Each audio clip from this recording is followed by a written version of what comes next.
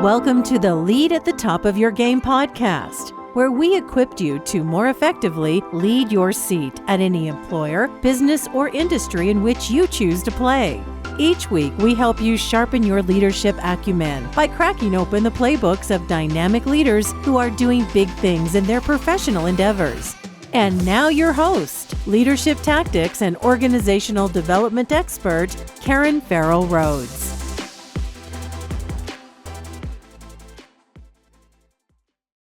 Hey there, superstars. This is Karen, and welcome to another episode of the Lead at the Top of Your Game podcast. We are immensely honored to have superstar of a guest today on our show. We're so pleased to have Marissa Levin, who's a 5-time entrepreneur, speaker, best-selling author, and leadership expert. She's also the CEO of Marissa International and I5 Conscious Leadership, where she helps leaders reach their full potential and also helps organizations build healthy workplace cultures. Now, in full transparency, I met Marissa at an event where she was speaking about how to create strong corporate and advisory boards. And I tell you the truth, I was truly mesmerized. And you all know I'm very discerning about events and speakers, but she truly captivated my attention. So much so that after the event, I reached out and asked if we could connect, and we've had an opportunity to do that numerous times. And I realized we were truly kindred spirits and someone I definitely need to have on this podcast to feature to you. So welcome to the podcast, Marissa. Oh, it's such a pleasure to be here. I agree with you. Totally kindred spirits. Kindred spirits on so many levels. Well, we have a ton to talk about, and I know a little time to do so. So we're going to jump right in. But before we get deep into the area of leadership and your background and everything, we always love to hear just a little bit more about our guests. So for just as much as you feel comfortable, would you mind giving us a sneak peek into your life outside of work? Sure. So being an entrepreneur, that kind of weaves into all aspects of our life. Absolutely. But I am someone who I lean into all aspects of life. My relationships are by far the most important aspect of my life. I have 2 sons, ages 24 and 27, and future daughter-in-law, which I'm so excited about. Yay! So yeah, Congratulations. all 3 of them bring me so much joy, and I'm very grateful and blessed to have so many amazing women friendships. And so I really nurture those. I am a big outdoor person. I love being at the beach. I love being in nature. I love hiking. And I also really just enjoy opportunities to express. So I love music and concerts and dancing. I love going to the theater. I love museums. I'm an insatiable learner, just constantly exploring new things, new ideas.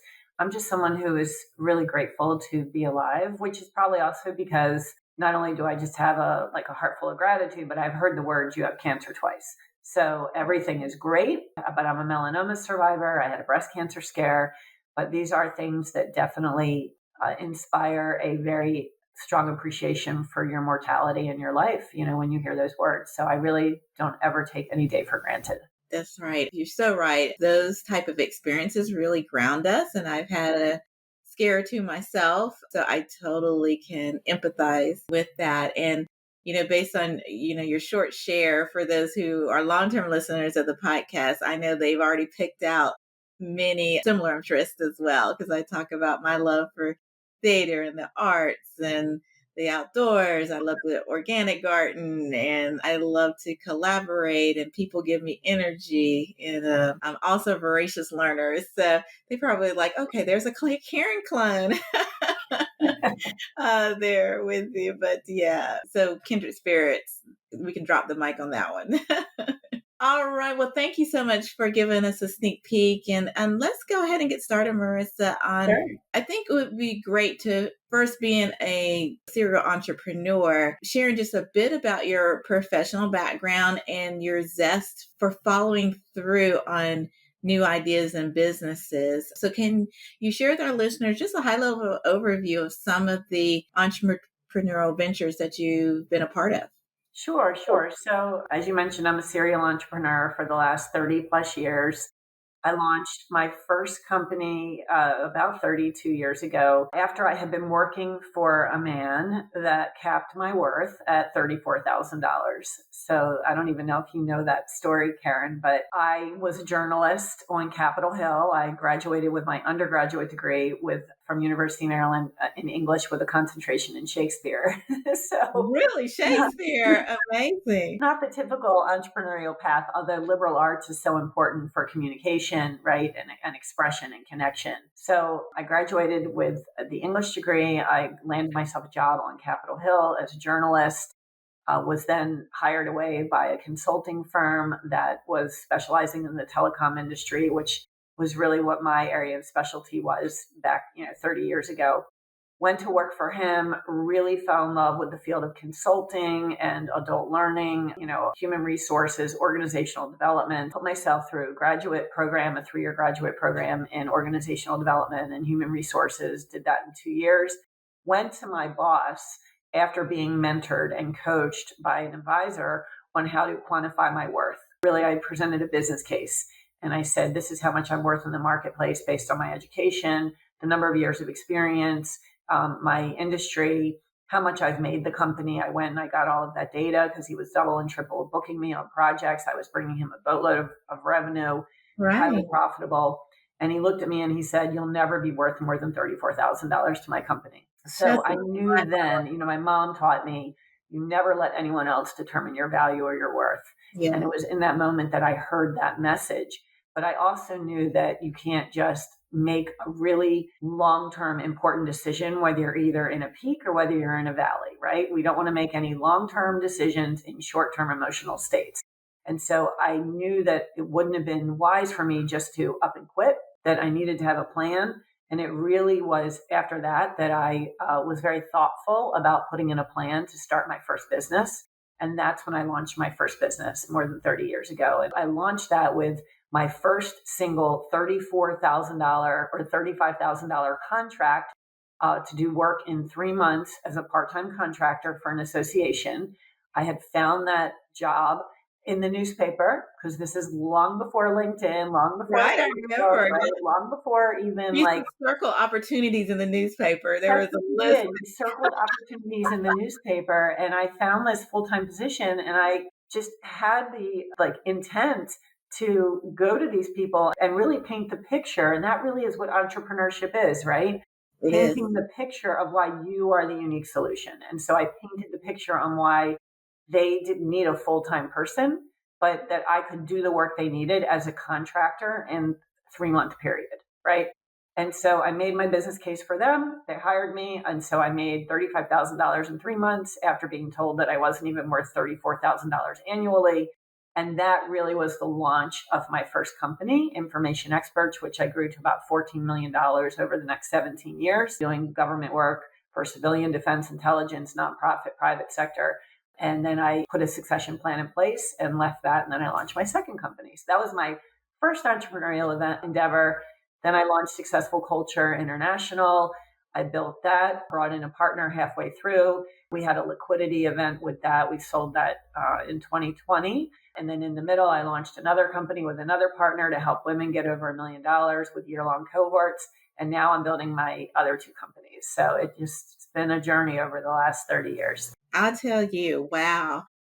And throughout all of that, it sounds like you had to have a lot of resilience and truly understand what type of leader you wanted to be to carry these ventures all the way through. And all of us know how hard it is, the ups and downs of entrepreneurship, but then also I can imagine the anxiety and nerve wracking process of when you're exiting or selling your company or having it be acquired. And how did you approach, we're just curious, how do you approach being a leader through very difficult times such as that? So that's a great question. We've talked about this. I have a very devoted spiritual path, right? Yeah. Spirituality is definitely fully interwoven into my entrepreneurial, into all aspects of my life. And I am very much that intersection of spirit and strategy, right? Spirit being the inner work, the inner beings of us. And we know that as within, so without, right? So the way that we want to show up in our entrepreneurial life, in our leadership life, our professional life, whatever that is, even if you don't own a business, the way that we're going to show up will be informed by what's happening internally. Yeah. Okay. So when you ask that question and I look back, when I first started my first company, I didn't even know what culture was. Like that word wasn't around, right? Yeah. It really wasn't around over 30 years ago. But I knew from my experiences and how I've been raised that I didn't want to work for someone that didn't value me. And that's why I started my own company, because the person who's going to value us most in the world is ourselves. Absolutely. We alone set the standard for how others value us. And so when I started my first company, again, like I was an English major, right? Like I didn't have an MBA at that point. I didn't really know business, but I wanted to create a value centric company. Like Yeah. that was the first thing that I did, Karen, when I started my first company. Here I am, like early 20s, right? I Right. just literally walked away from a job, and we didn't have the women's networks that we have now. We No. didn't have an online community the way we have now, all these platforms. I didn't know what I was doing. I just knew what I didn't want to do. So I created my list of core values as someone in their mid 20s, as a first entrepreneur. That's like what I knew to do. So I launched my core values, and the first value was quality of life inside the company, quality of life outside the company, and quality of products and services. My first hire ever was a director of quality control. So I think for me as a leader, I have always been someone who is so value centric and mission driven. I grew up in a house that was mission driven. My mom she was controller of the largest AIDS and homeless shelter in Baltimore City as part of the other work that she did. She also brought over a lot of refugees at the time from Russia and got them all in housing and got them all ESL training and got them all jobs. Like my mom has always been someone who lifted others. And my dad, the same way, worked at NASA for 40 years, completely mission driven and impacted millions of lives through his work. So for me, I guess I naturally took that into my company. And I knew even then I wanted to create something where people felt seen and heard and valued. And I wanted to make sure I created a safe space, because I had come from an environment that wasn't safe, right? Like there were lots of things that were going on in my old job where I did not feel emotionally safe, psychologically safe, even at times physically safe. So for me, when I started my first company, yes, it was around my skill set and my passion of consulting and instructional design and curriculum development and all of that. But it also was around the core of who I was, of wanting to create an environment where people fully felt valued and seen. And that is why the first thing that I did was create my values when I started my first company. And to this day, I've learned after 30 years, like my work here in this world is to help people step into the greatest possibility of creating these safe spaces. But I also bring a stealth strategic mind to it, right? Like it That's a isn't just powerful about, combination. yeah, it isn't just about Pollyanna, like, oh, let everybody feel love, right? You're building a business. There have to be processes and infrastructure and a plan and, accountability and metrics and all of the strategic piece that overlays that. So I think I've led consistently through my entire 30-year journey of being very values centric, and also being very focused on the top line and bottom line and making sure that my people feel seen and heard. For me, the term CEO, it's not just chief executive officer, it's chief emotional officer, it's chief empathy officer, it's chief energy officer. It all rolls into one. Into one. Yes, absolutely. Multifaceted.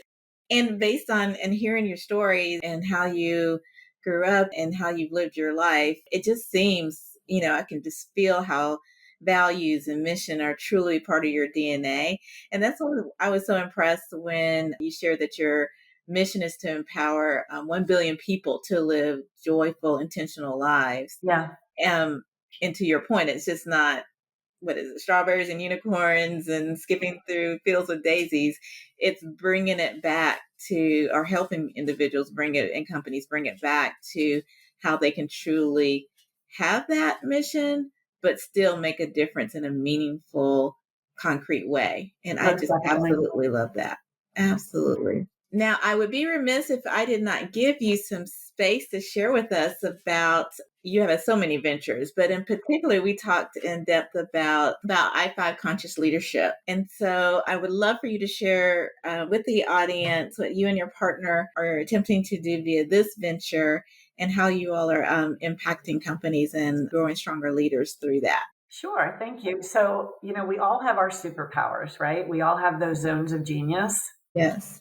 And as I've evolved, I definitely have learned that one of my superpowers is I'm able to create compelling models on how to work, how companies can work, and what those processes are. And I'm able just to really create these memorable models. So, I created the scale model for building advisory boards: select, compensate, associate, leverage, evaluate, evolve, and exit. And that's my book, Built to Scale.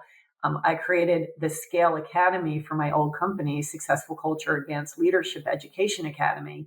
And that became something that we actually were able to sell when we sold our intellectual property. I've created the Power Model: purpose, ownership, worth, efficacy, and resilience, to help women step back into their power. And that's just something like that I kind of play with. I haven't done that much with it. And then I've also created the I5 model, the I5 conscious leadership model, which you've asked me about. And that is intention, identity, integrity, insight with a capital S, and then inspiration. And just these things come to me from my experience, and then also just from like streams of consciousness.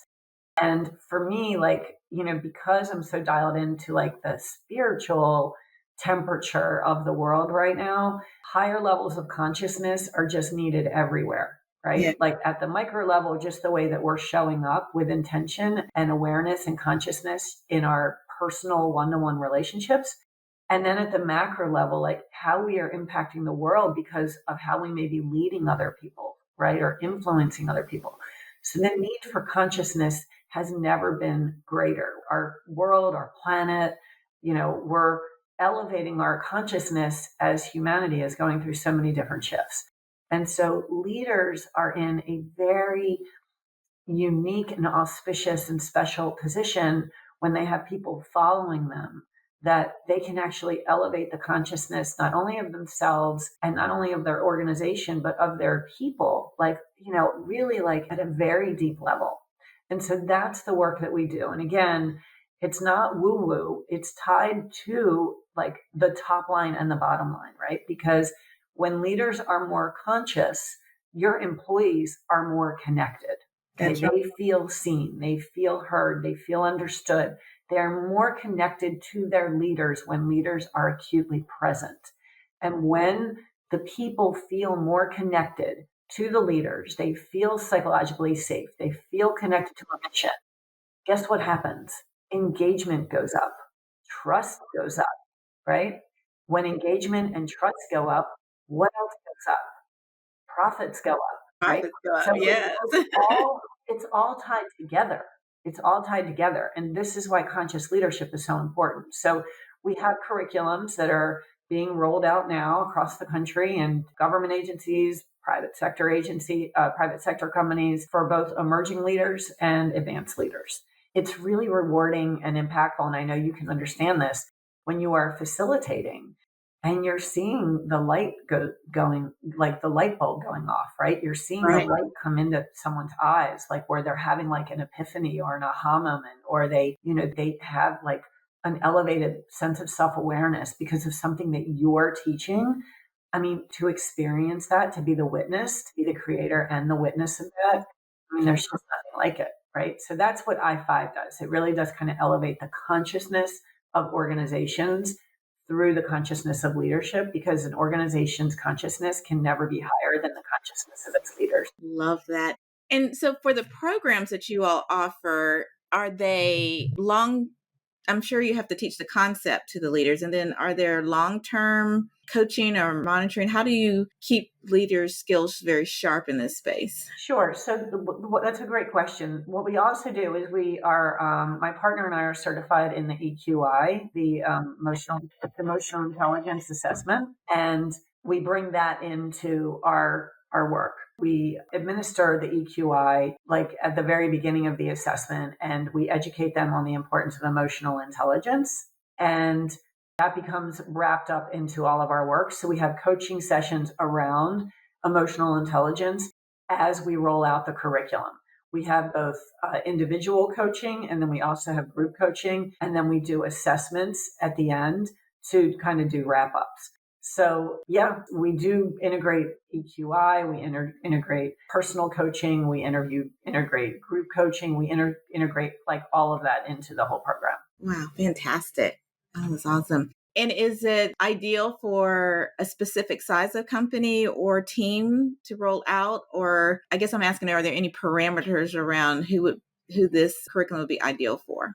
So the way the curriculum is structured is it's modular, right? So while they certainly build on one another, they're not required for one another. So if a company only wanted to learn the fundamentals of conscious leadership, right? And they only wanted to do intention, integrity, identity, insight, and inspiration, and they only wanted to do those 5 2-hour modules, Yeah, they could just do that. Even if they just wanted to learn about one of them and they wanted to do 1 2-hour module, they could do that. It's standalone. Like they all integrate, but they're all standalone.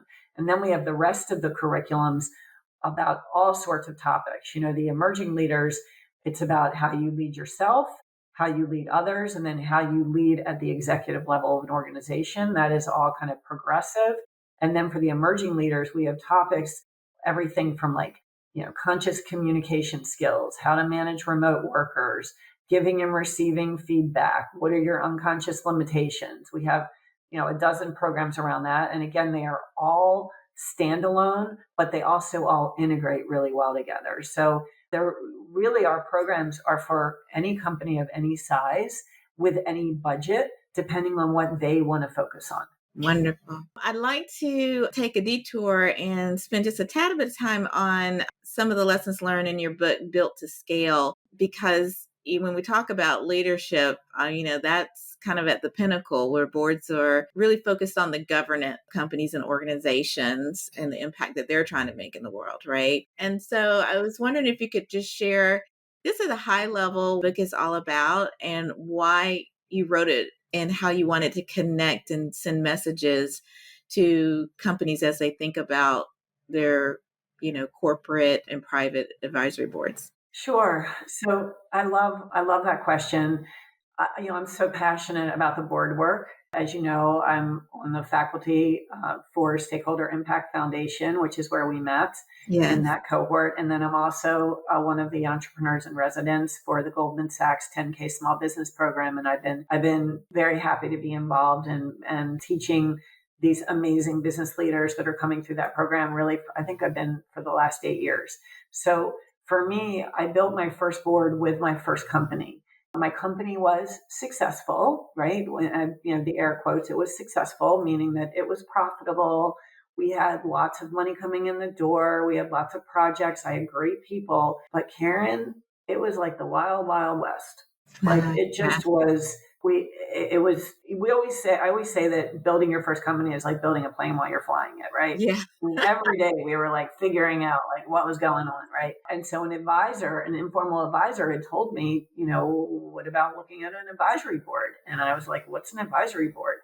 And he explained to me that it's this hand-selected group of advisors that really are very aligned to what your company needs. So I went out there to do research on it, and there were lots of articles that you should do it, but there was no information on how to do it. So I spent a year documenting my own process and built the model, the scale model, and I interviewed a couple hundred other business owners. And this is long before ChatGPT and, AI probably would have cut it down significantly, but it took me a year to really be in the work and learning about advisory boards. And then I wrote the book, and my advisory board really changed my first company. I mean, it doubled our revenue because of the people that we had on the board, and they were able to walk us into opportunities, especially with government agencies that we never would have gotten, right? So, yeah. And it also did so much for our infrastructure and our people and our processes and the way we leveraged the board. It really transformed my company. And so that was really kind of like the catalyst, the impetus for me writing the book. And, now it's been, 8 years, I think. And while the book definitely, I could update it with information about diversity or, add a few other things, the book is an evergreen book. And It is. it's still as as relevant and as timeless today as it ever was. You have a copy of it. I So it do. just really is a nice and process for business owners to really start thinking about how they intentionally surround themselves with the right. I love that. And I will share, listeners, I do have the book. I've read the book. I've had an opportunity to hear Marissa speak on it at length. And I will share that it's an appropriate book, no matter if you're employed with an employer or you're an advisory board member or an entrepreneur, no matter your career status, because it gives perspectives on how to think and lead and through this world of work. And it generally has nuggets for every single person out there. Although she does, focus on how to think about and build advisory boards, there are nuggets of, great information. So I do encourage you all to get the book, and it's a quick read, but full of facts. And, I don't endorse a lot of books out there, but this is definitely one I encourage you to pick up. Thank you. Now, before we let you go, Ms. Marissa, I've got to ask you our featured question that we always ask all of our guests. And for my new listeners, I commissioned research a few years back on some of the key factors and tactics of high potential leaders. And out of that research, I wrote the book, Lead at the Top of Your Game, which is this is the accompanying podcast. And our featured question, we always like to ask our guests is which of the 7 tactics, oh, look, she's promoted it for those that are looking on our video. But thank you for that, Marissa.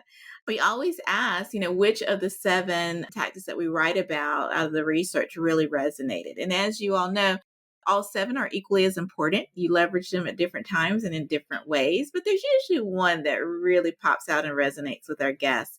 And so Marissa was so kind to say that leading with courageous agility really resonated with her. And for my new listeners, courageous agility is all about your ability to have the courage and fortitude to take calculated risk, stand up for what you believe in, but still move forward even if the future is uncertain and unclear. It's all about taking those baby steps, even if you don't have all the data and information that you need to move forward confidently, but you still need to do it anyway. It's all about that grit and courage. So Marissa, Courage Minds would love to know, why did courageous agility resonate with you? It was immediate. It popped out because of the word agility. I mean, courage is also a very important word. Yes. But for me, I just have always been someone who is comfortable with change. I've always been comfortable with the unknown. I believe that stability, security is a myth, right? It's something that we tell ourselves in order to feel better. But we have to feel comfortable when knowing that at any moment the rug can be pulled out from under us. So being able to kind of go with the flow of the river, right? Like let the river take you, let the river flow. And again, I'm very much, a proponent of planning and strategic planning, right? And carving out the path, right? And at the same time, knowing we don't really have full control of everything. So we just have to be okay because our suffering, just overall, as a human being, our suffering comes when we have an inability to accept the truth, right? And so the sooner that we can get behind what is happening and let go of what we thought would happen or what we thought should happen or what was happening, the sooner that we can be okay with accepting the what is, that's where our suffering stops. And we're really able to kind of be in the moment and just move forward the way the river is carrying us. So, we all globally have lived through a pandemic that none of us saw coming, right? No. Not only did we not see it coming, we didn't understand what the ramifications were going to be, the impacts, right? The length of it. I mean, I'm sure that you can agree with that. I remember when everything broke out in March, and I'm thinking, well, this has to be over by May because I have concert tickets. I remember that, right? My favorite bands, I had so many concerts lined up for the summer of 2020. I had tickets, I had bought them, and I'm like, well, they're going to figure this out because I'm seeing the movies. I have concert tickets. Of course they're going to figure this out. None of us had any idea what was coming. Not any of it at all. And on top of that, I'll just say really quick, I had that same feeling. And then a few more months in, I had a sense of dread. Like, is this our new way of living for the I rest know. of our lives? And Yeah, that really shook me. So, I know. Yeah, sorry, I mean, like, are we continue. ever going to go to a live event again, right? Yeah, Are we ever going to be able to walk around without a mask again, right? Like, are yeah, we going to be able to hug, another, human being, like just when we randomly see him again? Like, there was yeah, so much uncertainty, right? And people, I mean, we had to be forced to like stand in this uncertainty. we did. So that's why courageous agility really, that's what really spoke to me. Amazing. Well, thank you so much for sharing that additional context. Now, for my listeners, we're going to have a ton of more information and links to where to find Marissa in our show notes, and also listed there are more accomplishments that she's had. I mean, we would have taken the whole 30 minutes if I had talked about all the accomplishments in her background. So please do make sure to go and look at the show notes. But Marissa, just for on air, would you mind sharing where people can find more information about you and your current company? Sure. So Marissa International is my main umbrella company, and I'm also rolling out a joyful leadership model. So that's a whole nother thing that's coming in 2025. Nice. Started to kind of proliferate that. And then I5, Conscious Leadership, the letter I, the number 5, consciousleadership.com. And I'm on LinkedIn. Like, I'm on Instagram and Facebook, but where I am most active is definitely on LinkedIn. So please connect with me. Sign up for my Joyful Leadership and Life newsletter there. Sign up for Joyful Journey on Marissa International, and join me on the journey to joy. That's all right. Well, wonderful. Well, thanks again, Marissa, for the kind gift of your time and your insights to our listeners. This has Thank been you. absolutely fabulous. We loved having you on the show. Thank you for creating this space. Absolutely. And thank you too, listeners, also for the gift of your time, because we know there are literally millions of other podcasts you could be listening to, and we don't treat your patronage lightly. All that we ask is that you please like and subscribe our episodes and just share with it just one friend, one close friend, because by doing so, that will help us all get smarter about leading at the top of our games. Thank you so much, and see you next week. And that's our show for today. Thank you for listening to the Lead at the Top of Your Game podcast, where we help you lead your seat at any employer, business, or industry in which you choose to play. You can check out the show notes, additional episodes, bonus resources, and also submit guest recommendations on our website at leadyourgamepodcast.com. You can follow me on Twitter, Facebook, Instagram, and LinkedIn by searching for the name Karen Rhodes, with Karen being spelled Karan. And if you like the show, the greatest gift you can give would be to subscribe and leave a rating on your podcast platform of choice. This podcast has been a production of Shockingly Different Leadership, a global consultancy which helps organizations execute their people, talent development, and organizational effectiveness initiatives on an on-demand project or contract basis. Huge thanks to our production and editing team for a job well done. Goodbye for now.